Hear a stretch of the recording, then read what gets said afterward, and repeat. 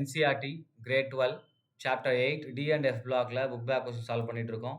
Question number 8.6 Name the oxo-metal anion of the first series of the transition metal in which the metal exhibit the oxidation state equal to its group number. அப்போ group numberம் மேல இருக்க oxidation number எப்படி இருக்கணும்? சேமா இருக்கணும். அது எப்படி இருக்கணும்? ஆக்ஸோ மெட்டல் ஆனியான்ஸா இருக்கணும். ஸோ சிம்பிளா ஆக்ஸோ ஆனியான்ஸ் அப்படின்னு சொல்லலாம். அப்ப ஆக்ஸோ அயனா என்ன சார்னா, மெட்டல் இருக்கும், ஆக்ஸிஜன் இருக்கும். சரியா? ஸோ அதோட ரேஷியோ நமக்கு இங்க இருக்கும். எக்ஸ் இங்க வந்து நான் ஒய்ன்னு எடுத்துக்கிறேன். MyOX. ஸோ மேலலாம் நமக்கு சார்ஜ் மைனஸ்ல வரும். ஸோ அந்த சார்ஜ் நமக்கு என்ன ஆகும்? வரும். ரைட்டா? ஸோ அப்ப இதுதான் நம்ம என்ன சொல்லுவோம்? ஜெனரலா நெகட்டிவ் சார்ஜ் வரணும். இதான் ஆக்ஸோ ஆனியான்ஸ் அப்படின்னு சொல்லுவோம். இப்ப இதுல ஃபர்ஸ்ட் எழுத போறது இதுல 3 இருக்கு ஆன்சர். ஃபர்ஸ்ட் பாருங்க. VO3- இது first one.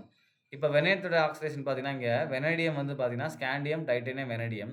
So 3 + 5th group. So அப்ப வெனேடியம் பார்த்தீங்கன்னா, it is a 5th group element. And இதுல ஆக்சிடேஷன் ஸ்டேட் பாருங்க என்ன வருது? Vanadium that is equal to +5 வருது. ஸோ அப்ப ஆக்சிடேஷன் நம்பரும், இந்த குரூப் நம்பரும் சேமா இருக்கு. ரைட்? அடுத்தது பாருங்க. CrO4 2-. ரைட்?